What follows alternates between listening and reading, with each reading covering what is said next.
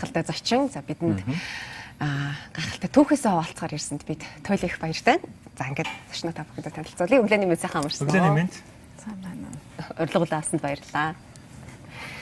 За хэдүүлээ таны түүхээр аялахыг хүсэж байна. Нэлээд хэдэн жилийн өмнө танд бас нэгэн жоохон тааруухан зүйл тохиолдсон гэдэг жисэн. Яг юу болсон бэ? Энэ талаараа яриагаа эхлүүлээ. Сонсгол 2004 оны үед толгоонд шууган гарч ирсэн. Тэгээ яг толгоонд гарч ирсэн, чихэнд гарч ирсэн мэдэгдэхгүй. Тэгээд маш их хүчтэй тийм шууган хоёр чихэр нүргэлсэн. Тэгээд тэрний дараа хэсэг намсаад тэгээд хаяа гарч ирээд тэгээд энэ шууган ерөөс огт цацаг одоо шуугч байгаа. Гэхдээ энэ дунгийн суулгацыг хийлгэн гэж бодоагүй л дээ. Тухайн үедээ зүгээр идэгчихнэ гэж бодсон учраас өнгөцгөн имчилгээ хийгээд орхисон. Тийм. Тухайн үед ингээд эмч тандаад үзүүлж байхад ямар онш гарч ирсэн бэ? Би бас яг дүлээрнэ гэж бодоагүй учраас нөгөө хүмүүс ярьдаг штэ. Одоо ядаргаанаас олж шуугдаг ч юм уу. Тэгээд би тийм зүйл тохиолдсон гэж бодоод ерөөсөө анзаарахгүй зүгээр орхисон. Би өөрөө бас ажилтгтай болохоор тоогоогүй. Тэгээд бүр сүүлд шууган гарахгүй харин яг шууган ихснээс сарын дараа нөгөө хүмүүс зургтаа үзэж байхдаа дууг нь хаачаад үзээд байгаа юм шиг сонсогдсон байхгүй юу. Тэгээд асуухаар бид нэр өөдөөс гайхацгаагаад идэв. Тэгээ хүний яриан дээр анзаарагдахгүй хэрнээ тэр ямар нэг хөгжим одоо зурагт радиогоор сонсогдох зүйл надад мэддэхгүйсэн. Тэгээд яг тэр үед эмч тандсан. Харин яг тэр үед хэлсэн онш аг одооны эмчнэрээ хэлсэн онштой яг адилхан байсан. Тэгээд сонсгол орохгүй тухай үед хэлсэн байхгүй юу. Тэгээд би их гайхсан. Тэгээ сонсож байгаа хүнтэй ярихаар сонсоодсэн тухай үед тэгсэн ч гэсэн тэгээ орхицсан. Тэгээ эмчилгээ хийлгээгүй. Тэгээд дараа нь 3-4 сарын дараа бүр муудчихсан. Тэгээд шуугаан намжихгүй. Тэгээд эмчнэр шуугаан дарах эмчилгээ, үрвслийн эмчилгээ, тайвшруулах эмчилгээ гэд бичиж өгч ирсэн. Тэгээд бүгдийг хийлгэсэн хэрнээ ямар ч эмчилгээ аваагүй. Гэхдээ хойд солонгосын ардын уламжлалт эмчээр эмчилүүлсэн. Одоо 2 сар. Тэгээд тэр үед эмч хэлсэн л дээ ангаахаар эмчилүүлэх хэрэгтэй гэж. Тэгээд ангаах эмч нартай хандсан. Тэгээд герман эмч, монгол эмч нарт үзүүлэхэд эмчилгээ ер нь байхгүй. Дунгийн суулгац гэж зүйл хийдгээ. Одоогоор та аппаратаар тогтоох гэж оролдож үзэх гэж хэлсэн. Яг оншинтэй юу юм болоо? Оншин мэдрэлээс шалтгаалсан байна гэсэн.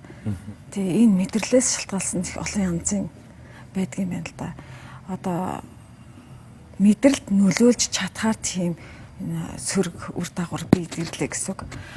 Миний хувьд яг юунаас болж яасан мэдэгдэхгүй. Тэр мэдрэлд нөлөөлөхөөрөө шууган үсдэг юм байна л да. Тэгээд эмнээ одоо хүүхэд байхдаа хүчтэй антибиотикнаас болсон ч юм уу эсвэл ямар нэгэн хүчин гинтийн өвчин менингит ч юм уу тийм зүйлээс бас мэдрэлж шалтгаалдаг байж болж байгаа. Тэгвэл минийх тэр зүйлээс болоогүй. Одоо ядаргаа ч юм уу юу ч гэдгийг те бас өөр шалтгаанаар мэдрэлд нөлөөлсөн байна. Тэгээд тэр шууган гарахгүйс учраас надад нөгөө сонсголоо улам алдаад байдаг. Тэгээд эмч нар дунгийн суулгацыг хийх хэрэгтэй гэж хэлсэн. Дунгийн суулгацыг та хизээ хийлгөө? Хэр удаж дунгийн суулгац тухайн үед би яг юу гэдгийг бас сайн мэдэхгүй. Тэгээд дунгийн суулгац хийлгэж байгаа хүмүүс ч хүртэл ховор байсан. Тэгээд аппарат ямар ч байсан зүүж ихсэн. Эхэндээ би нөгөө ийм мэргэжлийн аппарат байдгийг мэдэхгүй учраас зүгээр хуваараа хятад аппарат зүүжсэн. Тэр зүгээр микрофон шиг бүгдийг татдаг. Тэгээд мэргэжлийн аппарат нь болохоор миний яг ямар нарийн хэсгийг сонсохгүй байна. Өргөн, аргил тэр бүгдийг одоо тусад нь сонсголын бичлэг хийж тодорхойлоод тэрнийг компьютерээр тохиргоо хийгээд тэгээд сонсгодог тийм аппаратууд нь их өртөнтэй байдаг. Түрүүс та хэлж нөгөө тухайн дэмжээс ингээл ямар нэгэн байдлын ингээл дүн онцлогоо ингээл танд хариултууд хэлээл одоо юу гэдгийг ахиж ингэж таны хувьд сонсгол орохгүй гэж хэлж явах үед танд ямар сэтгэл төрж ирсэн бэ? Тэр үед би жоохон ч гэсэн бас чанга гарахаа сонсч ирсэн учраас тэгээд би анханаас өөрөө сонсголгүй биш. Одоо эрүүл сонсдог байсан учраас хэзээ нэг өдөр итгэчихнэ гэж бодож байсан. Герман эмчийн надад ганцхан хэлсэн зүйл нь үхрийн сүв 1 литрийг өдөрт ууж авах хэрэгтэй гэж хэлсэн. Тэгээд өөр эмчилгээ чамд бараг байхгүй.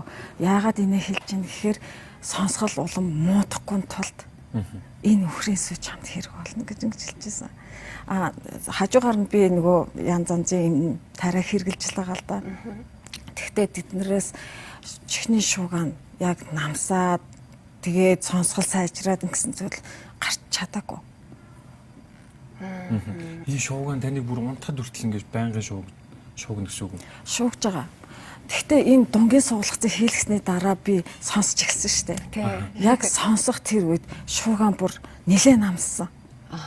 Харин тэгээд энийг авчгаар шуугаан анзаарж байгаа зүйсэн үедээ бараг мэдэхгүй.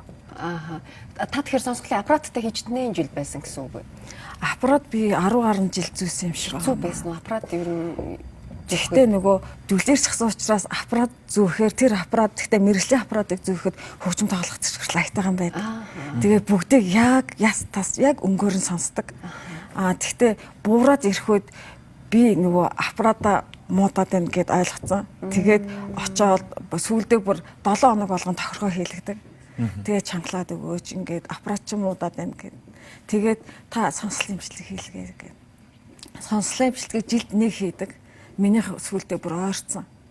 Тэгээд сонсголын бичлэгээр миний чих муудаад байна. Харин тэгээд ямар ч байсан аппаратаар одоо сонсож дийлэхгүй болж байгаа юм байна гэд хамгийн хүчтэй аппаратыг хамгийн сүүлд зүүж исэн. Гэхдээ тэр аппаратаараа сонсож чадахгүй жахаг хэцэс. Гэхдээ аппарат бүгдийг яг тэр чигээрээ сонсдог боловч яг нөгөө мэдрэлээсээ бүр муудаад ах тохиолдолд тэр аппарат цэвэр гоё өнгөнүүдээ бас сонсож чадхаа болчихдээ л. Гэхдээ аппарат нь биш.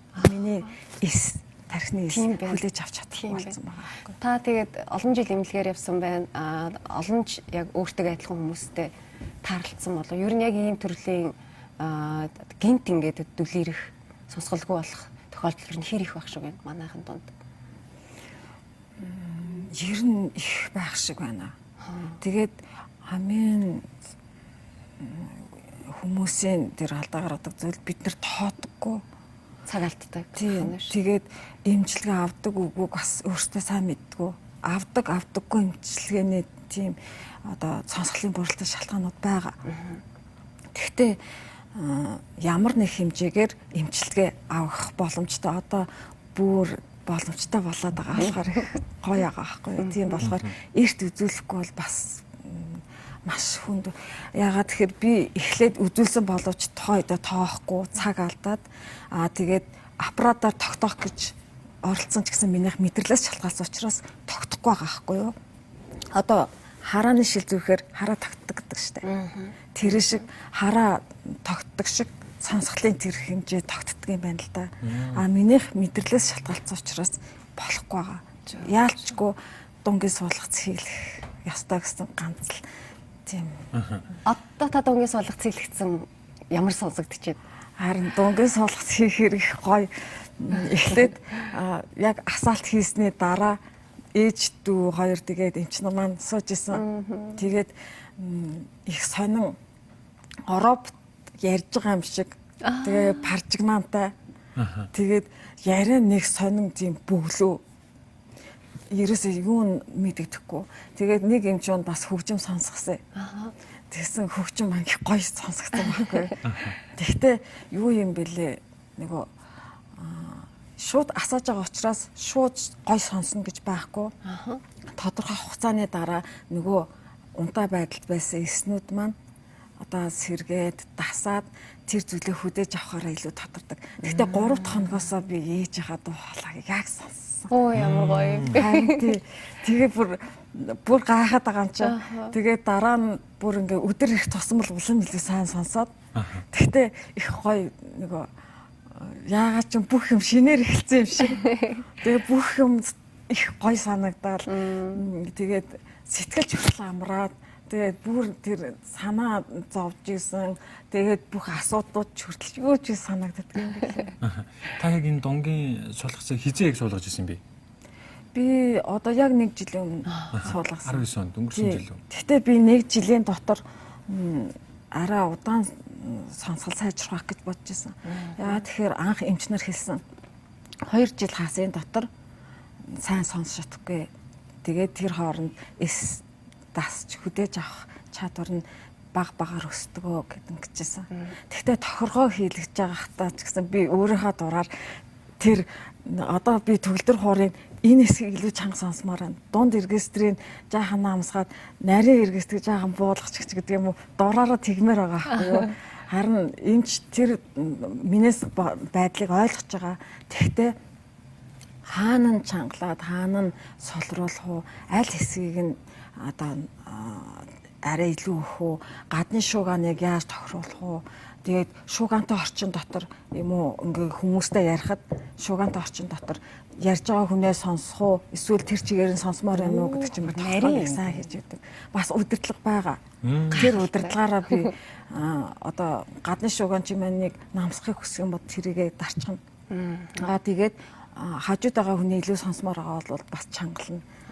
Тэгээд өөрийгөө бас удирдаад явчих болдог. Тэгээ ер нь их гоё. Та жилийн өмнө үнэхээр гайхалтай мэдрэмжийг дахин авсан байх шүү дээ. Ээжийнхээ дуу хоолойг сонссон байх нь өшөө олон бүр одоо бүх асуудлууд танд бүр маш жижиг санагдаж эхэлсэн байна. Тэр үед та дахин мөрөөдөж эхэлсэн үү? Ямар нэгэн зүйл хийх юмсан гэдэг юм уу?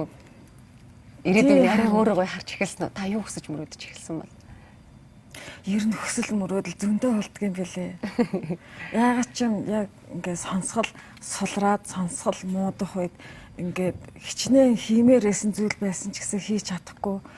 Тэгээд бодсон юмнуудаа хий гэхээр хүнтэй ч харилцаж чадахгүй. Нөгөө хүмүүс маань байнга надад бичээд өгөөдэй чадахгүй. Чанга ярьсан сонсохдохгүй. Тэгээ ярьсан ярианаас амыг харж иж нэг барагцаагаар ойлгоод тэгтээ ам хараад сайн ойлгож чадахгүй шүү дээ. Тэгээ дандаа тааж хэлдэг, буруу хариулт эхэлж байгаа. Тэгтээ нөгөө хүнээ залхаахгүй тулд буруу хариулт. Тэгээ дахин нөгөө хүнээ ингээд хэлүүлээд ахаар бас хэцүү. Харин тэгээд сурахыг айгүй хүсэж байна. Одоо би үргэлжлүүлээ дахиад хөгжмөрөө сураад тэгээд мэрэгжлийн түвшинд сурахыг хүсэж байна уу та? Тий, мэрэгжлийнхаа түвшинд сурмаар өөр сурмаар зүйлүүд мэдээж олон байгаа л да. Бүгд л би ингээд түрүү хэлсэн шүү дээ. Шинэ алдсан юм шиг. Нэг л гоё ингээд одоо хүүтэн байсан ч гэсэн хамаагүй тий. Бүх юм л амар гоёор л харагдаад байдаг. Тий, ер нь эргээд сонсголтой болно гэдэг. Дахиад амьдралд шинээр хөл тавьж байгаа юм шиг. Тэгээд өшөө олон юм сураад бас ингээд өөрийгөө тэрэндээ зориулаад хиймээр санагддаг л даа. Гэхдээ би хөгжлийн бэрхшээлтэй хүмүүсээс хамгийн хүнд хэлбэртэй хамгийн хэцүү санагдсан зүйл нь харааны бэрхшээлтэй хүмүүс гэж тооцож байгаа. Гэхдээ тэр хүмүүсийн төлөө би сурахыг хүсэж байгаа. Би сонсголоо алдснаас хойш дахиад үргэлжлүүлээд хөгжмөрөө сурч чадаагүй. Би өмнө нь удирдаачаар бас шанзаар сурч исэн. Тэгээ одоо төгөлдөр хуураар багшилдаг. Тэгээд сонсголгүй олон жил байхдаа ч гэсэн хичээлээ зааж ирсэн. Гэхдээ хичээл зааж хахад сонсгол бол маш чухал байдаг. Одоо хүүхд хаана алдсан, одоо зүүн гарт ямар нот авбал энд байтайхан дуурах хэрэгтэй байлээ гэд тэрийг хянахад сонсголол хамгийн чухал үүргийг гүйцэтгэдэг. Харин тэр байхгүй хэрнээ хөгжимчин багш хүнд хэцүү маш хэцүү. Заримдаа бүр нөлөөс илэгнэл хоолдоо зангираад. Тэгэл та шантраагүй хүүхдүүдтэй хичээл заасаар л хэлсэн шүү дээ. Харин одоо ч гэсэн зааж байгаа. Гэхдээ сурагчтай их талархдаг. Тэдэр маань нөгөө ийм бэрхшээлтэй багштай хэрнээ багшигаа голоогүй. Тэгээд надаас зөндөө зүйл сурч чадсан. Тэгээд энэ тэнд тэмцээн уралдаанд оролцохоор заавал алтайгаа авчирж өгдөг. Харин тэгээд би тэднэрээс маш урам авч байгаа юм чинь. Тэдэр манд надад урам өгчээсэн. Тэгээ одоо би тэр хараагүй хүмүүст зориулаад илүү өөрийгөө хөгжүүл сураад тэгээд хөгжмийн сургалтын төвтэй болмоор байна. Тэгээ тэр хүмүүсийг жаахан ч гэсэн хөгжмөөр тэр хэцүү хүнд байдлаа орхосоо зөвхөн чихээр тийм хэцүү байгаа юм чинь тэр хараагүй хүмүүс би нэрүүл байсан ч гэсэн харж чадахгүй байна гэдэг маш хүнд байдаг гэж. Хапрус ярьж захтай хэлжээс ер нь ингээд нөгөө гинт сонсголоо алдах ч юм уу иймэр хүмүүс бас байна гэж. Тэр ер нь ганцхан та хагалгаа гэлтгүү таны өөрийн бас нөгөө хичээл зүтгэл байсны үр дүн дээр та буцаад ингээд сонсох энэ зүйл маань сэргсэн болов гэж бодож чинь. Тэгэхээр та бас уриалахгүй ер нь өөрөө бас нэлийн хичээл зүтгэлтэй байх хэрэгтэй байхаа. Тэгтээ сонсголыг бас зүгээр тоохгүй орхиж болдоггүй. Бид нар бас тийм зүгээр биендээ дандаа анхаарал идэггүй шүү дээ манай монгол хүмүүс. Тэгээд чихээ хайрлахын тулд бас юу сонсох тэгээд чимээ шугантай газраас хол байх ч юм уу одоо чихвч бол байн хэрэгж болохгүй л гэдэг шүү дээ. Тэгээд өөрсдийнхөө боломжийн хэрээр тэр зүйлд анхаарах хэрэгтэй. Сонсголоо хэрвээ алдж байгаагаа мэдсэн юм уу чих өрөвсөж өвдсөн тохиолдолд заавал эмчтэй даруйхан хандах хэрэгтэй юм тийм шүү. Тий ягаад тэгэхээр тэр сонсгол эмчлэгддэггүй шалтгаан байгаа шүү дээ. Зарим хүнийх эмчлэгдэхгүй байна. Одоо минийх болохоор эмчилгээ авахгүйгээр дүнгээ суулгац их онцтой болчиход байгаа. Хэрнээ би тухайн үедээ хурдан орч чадахгүй хугацаа их алдснаас одоо яг хөгжим сонсоход чанга сонсоод байгаа хэрнээ яг юу үлээ гэж сайн ойлгож чадахгүй байгаа байхгүй юу. Тэгээд сайн ингэж анхааралтай сонсоод би төгөлдөр хуурын аргил хэсгээр илүү сайн сонсоод тэгээд дээд хэсгээр бас илүү сайн сонсож байгаа. Дунд хэсэг жаахан хөггүй юм шиг сонсож байгаа байхгүй юу. Энэ анх асаалт хийснээс хойш бүр ойлгохгүй байсан. Харин ядгараад байгаа байхгүй юу. Тэгэхээр сайжирч юм гэсэн. Тий. Хэрвээ би энэ дүнгийн суулгацынхаа хаалганд арай илүү эрт орсон бол магадгүй 5 жилийн өмнө ч юм уу орсон бол би барах шууд сонсох байсан гэж бодож байгаа. Гэтэ танд цааш өчнөө цаг хугацаанд та бүгдээ амжилт чадах байхаа. Танд аз жаргал ирүүлэх хамгийн сайхан бүхний хүсье. Баярлалаа. За зөвхөн би та бүхнийг хөгжимчин Нандан Зултай уулзлаа. Бидэнд үнэхээр гайхалтай түүхээсээ хуваалцлаа. Зочны маань хүргэсэн мэдээллээс түүхээс та ч гэсэн өөрийнхөө амьдрал ах үед эргэн тойронд байгаа хүмүүсээ нэг анзаараад за бидэнд ч гэсэн тохиолдохгүй байх тийм ийм зүйлүүд биш шүү дээ. Тэгэхээр аль болох анзаарах нь зүйтэй байх нэ гайхалтай сайхан түүх байлаа.